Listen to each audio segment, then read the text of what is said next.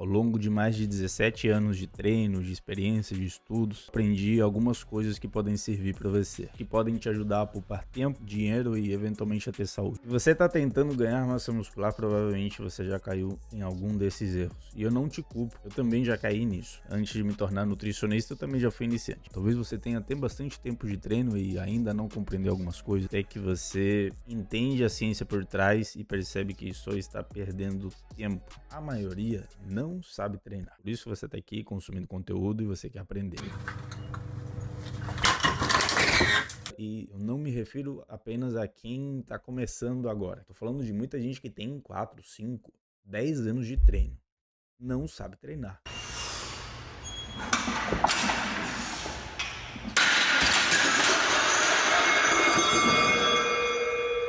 Treino não é tão simples quanto parece, não subestime isso. Existem variáveis de volume, intensidade, periodização que são extremamente importantes. Então, olha para isso. Não adianta comer certo se o treino é fraco, sem progressão. O músculo responde ao estímulo. Busca um treinador, busca a orientação de alguém que de fato possa te ajudar.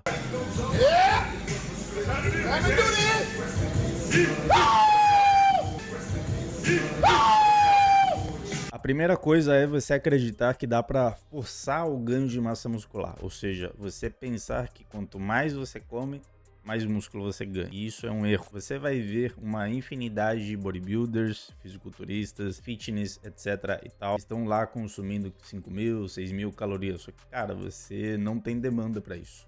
Não é necessário. O risco de você acumular gordura é gigantesco. E esse daí é um erro que muitos cometem. Acreditam que basta comer 20 bananas num dia que, ok, eu vou ficar grande fazendo isso. E colocando um pratão desse tamanho, agora é só isso, basta fazer isso. E o jogo não funciona muito assim. Eu também já pensei assim, mas não é a forma mais inteligente de se fazer o processo acontecer. Principalmente se você é natural, se você não utiliza nenhum tipo de recurso ergogênico, ou seja, se você não utiliza nenhum tipo de esteroide anabolizante, você precisa considerar a tua genética, você precisa considerar o fato de estar ou não utilizando esteroides anabolizantes, tua demanda do teu gasto calórico ao longo do dia, de quais atividades você pratica. Então assim, calma, vai devagar, ajusta, demanda, quanto de proteína você precisa, de carboidrato, de gordura, qual é o superávit calórico que você de fato vai conseguir maximizar ganho de massa muscular, minimizar o acúmulo de gordura. É isso que você precisa fazer. E a gente consegue ver isso com muita clareza em alguns estudos que mostram que um superávit calórico muito grande, muito acima do que seria o recomendado para você, pode gerar muito mais gordura do que músculo, que é justamente o que você não quer. Em superávit calórico é bem provável que você vá ganhar gordura, mas a gente quer ganhar mais massa muscular quando comparado com quanto de gordura a gente ganhou. Você vai ganhar gordura em superávit calórico, mas você pode, de maneira estratégica, fazendo o oposto do que talvez você acredita que tem que fazer, maximizar o quanto de músculo você ganha, enquanto a gente tem algum controle sobre o quanto de gordura você ganha. A dieta ela é importante, mas não é a única variável. Você precisa olhar para o teu treino, descanso, qualidade do teu sono, a genética, se você está utilizando ou não esteroides anabolizantes. Isso influencia diretamente no que você pode fazer, no quanto de massa muscular você vai ganhar. Considera isso. Beleza, você quer ganhar massa muscular, você quer aumentar o teu volume, você quer fazer um bulking. Estratégia prática. O que significa isso? Cara, 300 a 500 calorias de superávit. Se você gasta 2.500 calorias por dia, você adiciona 2.800 a 3.000 calorias na tua dieta.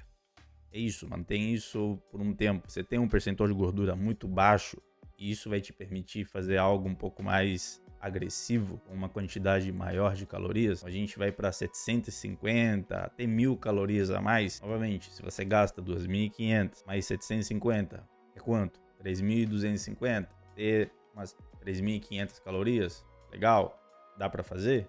Dá para fazer. Quer reduzir o percentual de gordura e sustentar o máximo de massa muscular possível? Déficit calórico, porém controlado, 300, 500, no máximo 700, 750 calorias de déficit. Acho que mais do que isso você já começa a ter um risco aí de começar a prejudicar o quanto você consegue manter de massa muscular, principalmente se o teu percentual de gordura já começou a ficar muito baixo. Segundo problema que todo iniciante normalmente tem, superestimar o quanto você pode ter resultados com suplementos alimentares. Eu já passei por isso e é normal, acontece. Inclusive eu fiz um vídeo falando sobre o tema. Vou deixar aqui na descrição. Em geral, você vai se beneficiar de poucos suplementos, tá? Se eu fosse colocar aqui a média do que a maioria das pessoas de fato podem ter algum tipo de benefício em termos de ganho de massa muscular, não pelo suplemento em si, mas porque ele pode complementar uma parte que falta na tua dieta. Proteína, você de fato precisa de uma boa ingestão proteica, algo próximo aí de 1,6 a 2,3 gramas por quilo de peso corporal. Você não consegue comer isso tudo de maneira sólida, com comida, com alimento sólido, beleza, faz sentido suplementar whey ou qualquer outra proteína, ovo, carne, vegetal, etc. Não faz muita diferença o tipo de proteína. Creatina, ok, quer ganhar um pouco de força? Creatina vai te ajudar a ter um pouquinho mais de força, principalmente se você não tem um bom consumo assim de carne, ou você responde bem à creatina. Legal, a creatina pode ser um aliado aí para te ajudar a melhorar a performance. Cafeína também te dá um pouco mais de energia, e se você se sente com mais energia, de repente isso pode te estimular a sustentar mais carga durante o treino, fazer um treino um pouco mais intenso, com um volume diferenciado, pode fazer sentido. Veja, eu estou falando aqui de 3 suplementos que talvez possam fazer sentido para você e são os que mais têm evidência científica. O resto provavelmente não vai te adicionar muito benefício, a não ser que você tenha alguma deficiência de algum micronutriente, uma vitamina em específico, um mineral, aí ok, vale a pena fazer a suplementação, mas entenda, o que vai fazer você maximizar ganho de massa muscular é síntese proteica, maior do que a degradação proteica, sustentado ao longo do tempo, de maneira crônica, com um bom ajuste de treino, uma boa qualidade de recuperação, uma boa qualidade de descanso, de sono. É um conjunto de variáveis que precisam ser mantidas no tempo. Um estudo que mostra que quando você dorme menos do que 6 horas por dia durante um bom tempo, você acaba reduzindo consideravelmente níveis de testosterona e GH. Adivinha o que é importante para o ganho de massa muscular no médio e longo prazo? Você não vai ficar igual um bodybuilder tomando suplementos. Tudo bem, ok? Pode ficar tranquilo em relação a isso. Isso me leva a um terceiro ponto, que é acreditar que tudo o que um influenciador fitness diz para você é verdade e que porque ele teve um X resultado, você vai ter esse resultado, seja com suplemento, ou seja com qualquer tipo de promessa que normalmente está muito longe de ser verdade. Aí você vai lá e pensa automaticamente, né? Se tal pessoa ficou assim, então provavelmente eu também vou ficar assim. Porque você se esquece de algo ou talvez até prefere ignorar uma realidade. É o que acontece nos bastidores, entenda. Atletas profissionais, fisiculturistas profissionais, qualquer pessoa que tenha muita massa muscular, muito acima da média, normalmente não é apenas com suplemento alimentar que vai fazer isso. Não é apenas com a dieta, é a dieta. O suplemento ajuda, mas existe um conjunto de outras coisas, incluindo o uso de drogas, de substâncias, etc. Treino. O cara se dedica para fazer isso. Você não está se dedicando só para fazer isso. A tua vida não é isso. A tua vida são outras coisas. Você tem outras demandas. O que você quer? Você quer ganhar um pouco de massa muscular? Não é isso que você quer? Entendo que exista uma vontade e um desejo de acreditar que você vai pegar um atalho e vai funcionar, porque fulano de tal te falou que poderia ser bom. Aí você vai passar por um viés de confirmação, que só vai aumentar as tuas despesas, mas não vai te acrescentar em absolutamente nada útil. Básico. O problema é você manter o básico. Esse que é o problema. Comer proteína em excesso, acreditando que isso vai acelerar os resultados. Não acelera. Você precisa de uma boa quantidade de proteína. Como eu falei, algo próximo de 2 gramas por quilo de peso corporal, para a maioria, dependendo do quanto de carboidrato tem na tua dieta. Se você tem pouco carboidrato, você aumenta o teu consumo de aminoácidos, gerar energia, então pode ser que você tenha um efeito poupador de proteína pouco prejudicado, consequentemente você precisa aumentar o teu consumo proteico. E aí a gente chega em 2,5, 2,6, 2,7, depende muito da tua necessidade de treino. Mas vamos lá colocar em termos gerais. Se você consegue consumir 2 gramas por quilo de peso corporal, você tem um consumo adequado, normal de carboidrato, um consumo ok de gordura, você fez o déficit calórico que eu te falei, ou você está em superávit calórico, como eu te passei aqui que você pode fazer, 2 gramas por quilo de peso corporal, até 2,2 tende a ser o suficiente para você. Existe algo conhecido como efeito refratário da síntese proteica, ou seja, quando você chega num ponto X, adicionar mais aminoácidos, mais proteína, não vai maximizar o quanto você sintetiza de proteína. Tanto, não importa se você está colocando um caminhão de proteína, 1 quilo de proteína. Se você está consumindo proteína toda hora, o tempo todo, isso não vai fazer diferença. Você absorve, mas você oxida boa parte dessa proteína. Por isso que se você vai lá e faz um exame de sangue, você vai ver a ureia, provavelmente, de quem tem um alto consumo de proteína, aumenta. Esses aminoácidos estão sendo excretados. Então, consuma apenas o que é necessário de proteína, dentro das tuas demandas. A maioria dos iniciantes acreditam que precisam fazer muitas refeições ao longo do dia, o que é normal, principalmente se você teve contato em algum momento com, novamente, vários influenciadores, fisiculturistas, você se inspirou em algum grande fisiculturista e você vê que ele faz muitas refeições ao longo do dia, 6, 7, 8, às vezes até mais. Cara, considera que esse cara tem que comer muito. Esse cara tem que comer 5.000, 6.000 calorias. É mais fácil se ele fizer isso de uma maneira espaçada. Entre outros fatores envolvidos, uso de substância que exige que ele tenha que fazer mais refeições ao longo do dia, é o suficiente se você está dentro da normalidade, o que você quer é ganhar um pouco de massa muscular. As evidências mostram pra gente que entre 3 a 6 refeições, o que se encaixa melhor na tua rotina é suficiente. Se você consegue fazer 4 refeições por dia, você consegue manter essas 4 refeições por dia de uma forma muito mais estratégica, com uma boa adesão, do que se você tenta forçar a barra para fazer 6, porque você ouviu falando que 6 seria melhor, não vai funcionar tão bem para ti. Veja quantas refeições se encaixam bem na tua rotina, mantenha elas e tá tudo certo. Mudou aquele dia a tua rotina, uma exceção, sei lá, não precisa fazer 6 refeições por dia. Você pode fazer, não precisa fazer. Não tem uma regra em relação a isso. Apostar todas as tuas fichas na refeição pós-treino. Refeição pós-treino não é a refeição mais importante do dia. Nem é o café da manhã, não é o almoço, não é o lanche, não é o jantar, não é a ceia. A refeição mais importante do dia são todas.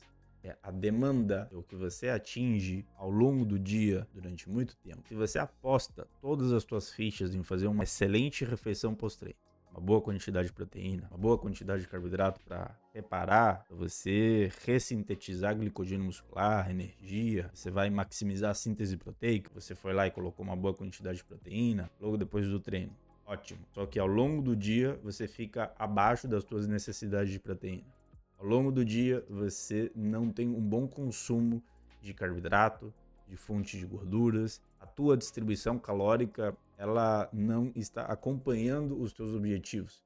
Você não vai ter o resultado que espera. E provavelmente você não vai ter resultado algum. Você vai continuar tendo o mesmo resultado que se você não fizesse isso. Então, a refeição pós-treino é apenas mais um ponto do teu dia ali que pode ser estratégico, mas não é a única refeição que importa e tá longe de ser a mais importante. Todas as outras refeições são tão importantes quanto uma refeição pós-treino. Aliás, eu diria mais. Se você faz boas refeições, consome tudo que você precisa ao longo do dia, mesmo que você não faça uma refeição pós-treino logo depois do treino, isso vai ter um impacto pequeno ou praticamente inexistente no teu desenvolvimento. O que significa que essa janela anabólica logo depois do treino, ela não é tão curta quanto muitos de vocês acreditam. Não precisa sair correndo da academia e fazer uma refeição, nem tomar um shake de proteína logo depois do treino, porque senão, meu Deus, agora acabou, eu não vou conseguir ganhar mais massa muscular.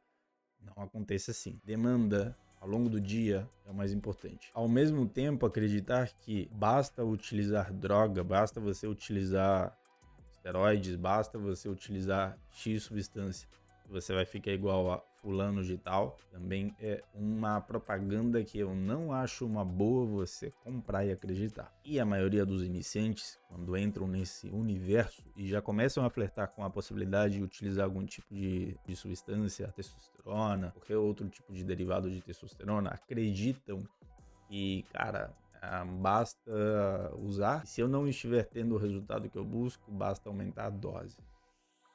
Você vai ter muitos problemas se você fizer isso. Entenda, existe uma quantidade limitada de receptores dentro de você.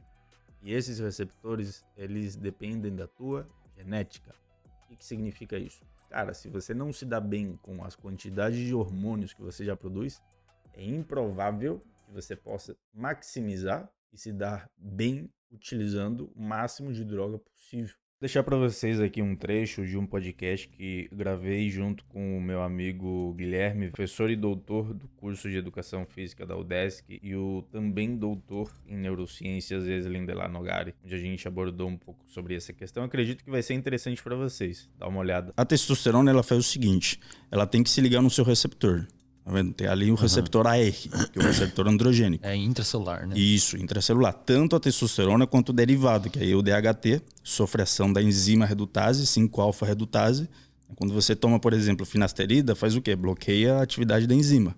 Porque a gente tem muito receptor de DHT no couro cabeludo, por isso que a pessoa tem alopecia androgenética. Tá. Só que o que é o mais interessante observar disso daqui? Quando a testosterona se liga no receptor androgênico, ela combina com o quê? Síntese proteica. Tá vendo ali? Efeitos androgênicos. Só que tem um detalhe. A galera entende que quanto mais testosterona, mais massa muscular você tem. Erro. O que os estudos mostram, principalmente do Robert Morton? Depende do quanto de receptor androgênico você tem. E normalmente as pessoas que têm mais receptores androgênicos são as que têm uma maior sensibilidade ao treinamento de força. É aquele cara natural que já fica grande, cara. É tipo, no cérebro a regra é essa também. Não interessa quanto neurotransmissor, interessa o número de receptor. Não, é óbvio, para não ficar um corte aqui, pega um print aqui e a galera começa a falar que eu tô dizendo que não precisa ter testosterona. Não. O que eles estão mostrando claramente aqui. Você tem um limite de receptores androgênicos e é por isso que a genética ela é tão importante. Por isso que um fisiculturista que ganha um campeonato, um Mr. Olímpia, cara, ele tem a genética para fazer isso. E ele tem muita testosterona se ligando a muito receptor androgênico. Só que se você tem pouco receptor androgênico, mesmo que você tenha exatamente a mesma quantidade de testosterona, você não responde igual. E o cara também tem que ser bom em controlar efeito colateral, né? A genética dele também tem que ser favorável à redução de colateral. Não ter tanto efeito colateral. E dá para ir mais além ainda, que não é às vezes a pessoa ter um monte de receptor, é o tipo da célula muscular que tem aquele receptor. Então a gente é híbrido, a gente conversou, temos fibras do tipo 1, as lentas, contração lenta, mais oxidativas, e as fibras do tipo 2. As fibras do tipo 2 têm mais receptores androgênicos também. Então é isso também, né? Então existe também essa seletividade. Obviamente que um indivíduo que tem a genética, que seria um percentual de fibras do tipo 2 maior, logicamente que ele vai ter mais receptores também. Perfeito. Então quando a pessoa fala... Tomar testosterona vai influenciar diretamente na hipertrofia? É sempre uma pergunta impossível de ser respondida. Sempre o depende. É para quem, qual é a dose, quantos receptores, para que fibra muscular. Então não compra essa ideia de que quanto mais droga você utilizar vai ser melhor. Não vai. Não vai. Você pode se dar muito bem maximizando os fundamentos. E aí sim, se você vê e você entende, cara, beleza, agora é um próximo passo. Eu quero ser atleta, viver disso, sei lá, aí já é uma outra conversa. É uma outra conversa.